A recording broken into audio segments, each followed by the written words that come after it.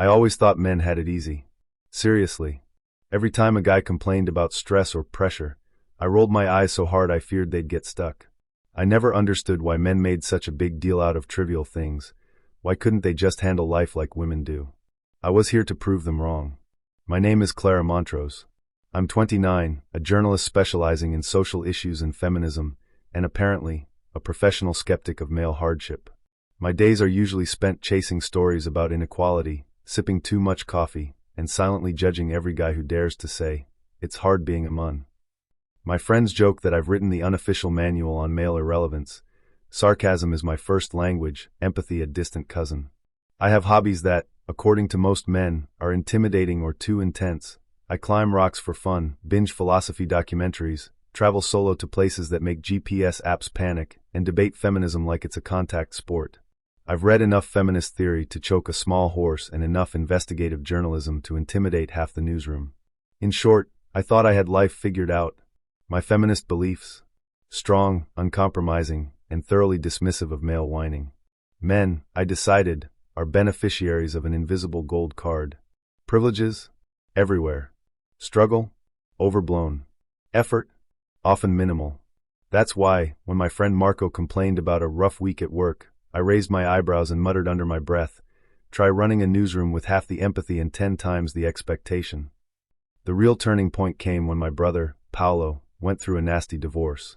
Watching him fumble through legal jargon, awkward social interactions, and emotional landmines, I thought, finally, a testable scenario. I'll see if their hardships are real or just a performance. I couldn't resist. If men really had it easy, surely, this would be the proof. That's when I hatched my plan. I would create a male profile on a dating app, follow Marco's daily grind, and plunge myself into the male experience.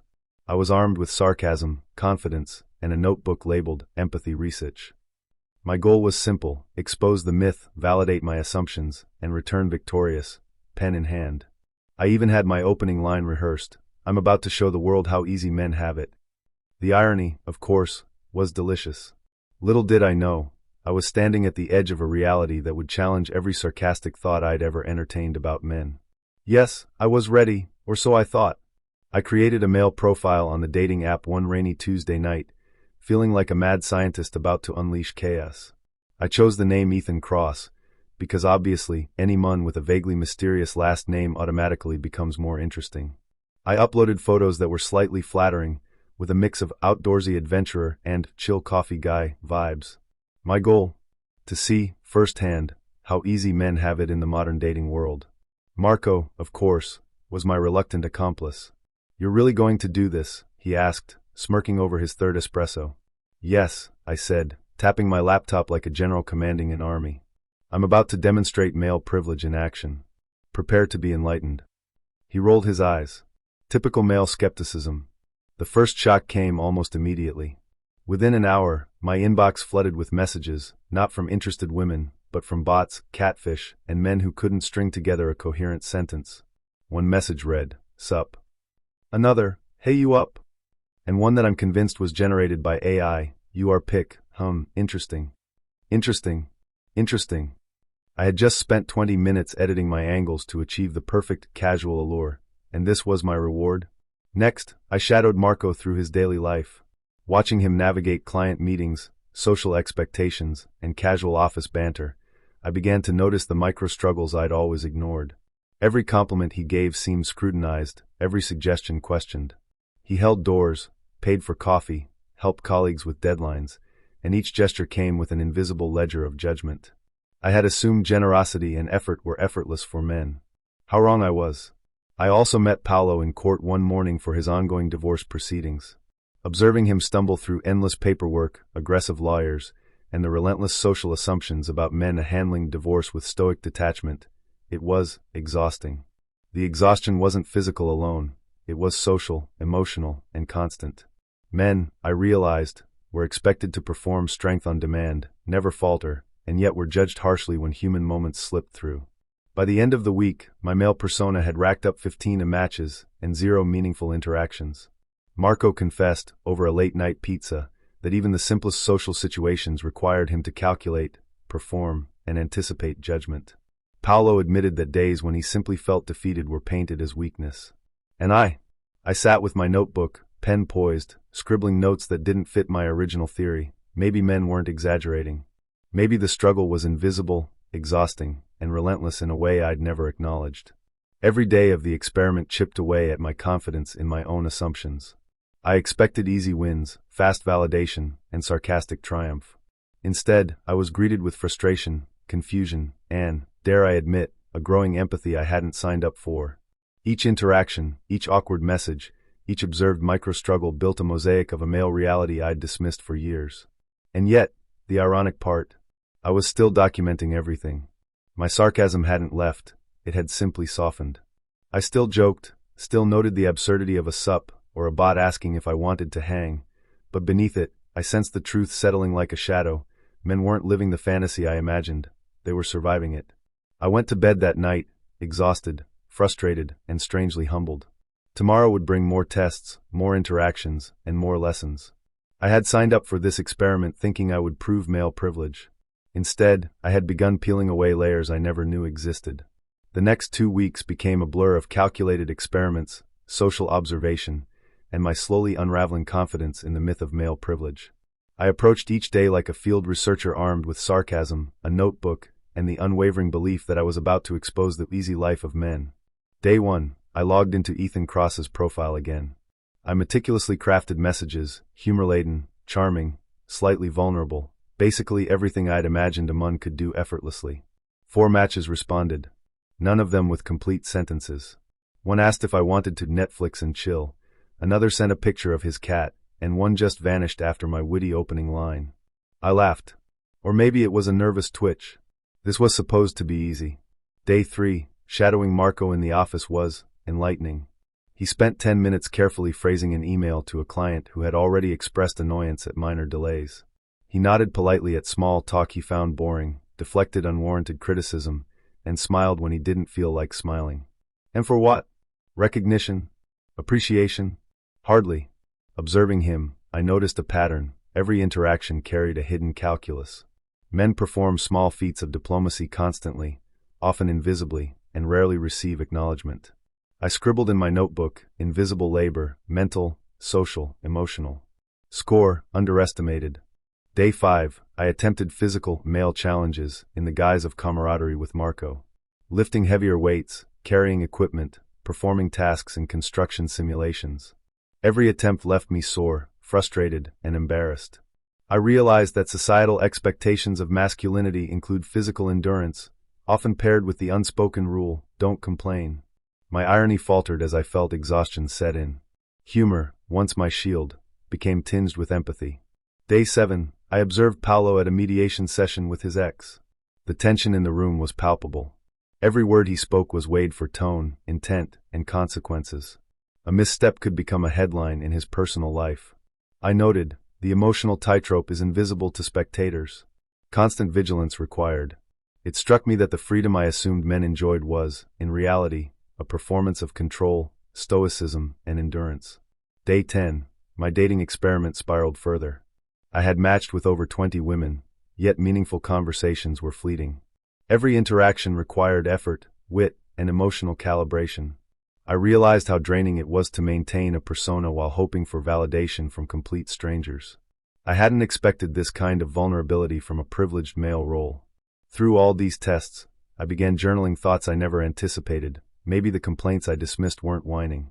Maybe men are quietly navigating a maze of invisible expectations, balancing performance with authenticity, and rarely allowed to falter. My sarcasm lingered, but humility started to creep in, disguised as commentary. Sure, men have it easy, if by easy you mean an exhausting, constant negotiation with society, invisibility, and silent judgment. Social observations became my favorite, bitter amusement. At a coffee shop, Marco smiled at the barista, who dismissed him afterward. At a networking event, a man cracked a joke, and no one laughed. In public spaces, I noticed micro-reactions, a nod ignored, a door held unacknowledged, a small act of kindness rendered invisible. These were small moments, yet they accumulated, an invisible ledger of effort that rarely tipped in favor of men. By day 12, my notebook was filled with ironic reflections and raw observations. I started conversations with strangers in bars, workplaces, and parks, speaking as Ethan, just to see what unfolded. Each time, I encountered subtle judgments, fleeting dismissals, or invisible barriers.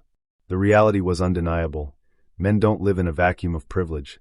They navigate a terrain of unspoken pressures, emotional labor, and constant performance. At night, I confided in Isabella. I thought I was going to prove male privilege. Instead, I'm exhausted, confused, and, honestly, a little humbled. She smirked, handing me a cup of tea. Welcome to the male reality, Clara. Enjoy your lesson. By the end of the sequence, I realized my perspective had shifted. What I once dismissed as whining was often a quiet survival mechanism. What I once thought effortless, dating, social interaction, performance, endurance, was actually layered with challenges invisible to outsiders. I had approached the experiment to observe male privilege. Instead, I had discovered male invisibility, vulnerability, and resilience, traits I had never acknowledged. By the end of the third week, I was exhausted, not physically alone, but mentally, emotionally, socially. Every interaction, every experiment, every observation had chipped away at the armor of certainty I had built around male privilege. What began as a confident investigation had turned into a mirror reflecting my own misconceptions. It hit me one evening as I watched Marco help a neighbor carry groceries while simultaneously responding to a client email on his phone. He smiled politely, deflected small talk about sports he didn't care about, and still managed a brief, encouraging text to a friend who had called distraught. And no one noticed. No one praised him. No one cared. I scribbled in my notebook, men give, perform, endure. Often silently. Often unappreciated. The revelation was gradual but undeniable. Men aren't cruel, selfish, or oblivious. They're exhausted. Society demands strength, stoicism, and competence, often without acknowledgement. Vulnerability is penalized, kindness dismissed, effort invisible.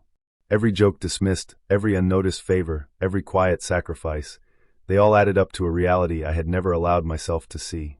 Watching Paolo struggle through legal battles and social assumptions, I realized that men are expected to compartmentalize grief, frustration, and fear. The casual dismissals I had once mocked now seemed cruelly unfair. I began to see the emotional labor men perform every day, calculating reactions, managing perceptions, and constantly performing a masculinity that rarely allows for error or weakness. There were moments of guilt, too. I remembered times I had scoffed at Marco or rolled my eyes at casual complaints. I had laughed at a friend's frustrations over dating, dismissed men's exhaustion as overreaction, and assumed my understanding of fairness and equality made me an authority on struggle. Now, I felt the weight of my own arrogance. Empathy, unexpectedly, began to bloom.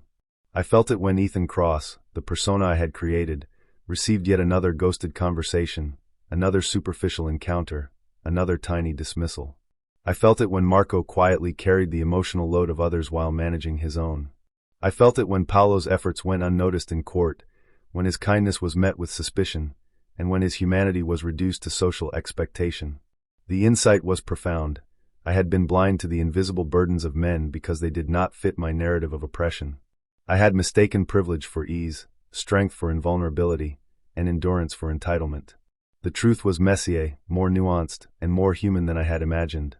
I even caught myself during a casual lunch, quietly acknowledging a man's small act of kindness without irony, a first. The world felt slightly different. The sarcasm still lingered, but now tempered by understanding. My perspective had shifted from judgment to observation, from dismissal to empathy. I realized I had been waging a battle against a stereotype rather than reality. Men are not universally privileged. They are navigating expectations, pressures, and social invisibility that demand constant vigilance and emotional labor. Their struggles are not always visible, but they are real, relentless, and exhausting. By the end of the experiment, I felt a strange combination of humility, regret, and clarity. I understood, for the first time, the weight men carry silently every day. The cruel irony of my initial assumptions struck me. I had set out to expose weakness, but I had discovered resilience, vulnerability, and quiet heroism where I had expected entitlement. Maybe men aren't privileged in the way I thought. Maybe the world is more complicated than I realized. Maybe, just maybe, I had spent too long dismissing kindness, effort, and struggle simply because it didn't fit my narrative. I closed my notebook that night and whispered to myself, half in sarcasm, half in awe, I never understood what they give and what they lose every day, until now. After weeks of experiments, shadowing, and uncomfortable realizations, I finally understood the lesson I had refused to see. Men don't have it easy. Not in the way I imagined. Their struggles aren't flashy or dramatic, but subtle, constant, and exhausting. They navigate a world that demands strength without acknowledgment, endurance without empathy, and invisibility as a social requirement. I learned that kindness from among isn't always recognized, effort is rarely applauded, and vulnerability is treated with suspicion. Marco's daily life, balancing professional pressures, social expectations, and emotional labor, was a masterclass in silent resilience. Paolo's battle through divorce revealed the unspoken rules of performance, where showing weakness is dangerous and ignoring pain is mandatory. Even my little experiment as Ethan Cross taught me that attention, validation, and meaningful connection are not handed out freely. They are negotiated, performed for, and often denied. The shift in my perspective was profound. I still believe in equality and in holding men accountable for toxic behavior, but I now understand that struggle isn't defined by gender alone. Men, like women, are navigating a complex web of expectations, judgment, and social performance.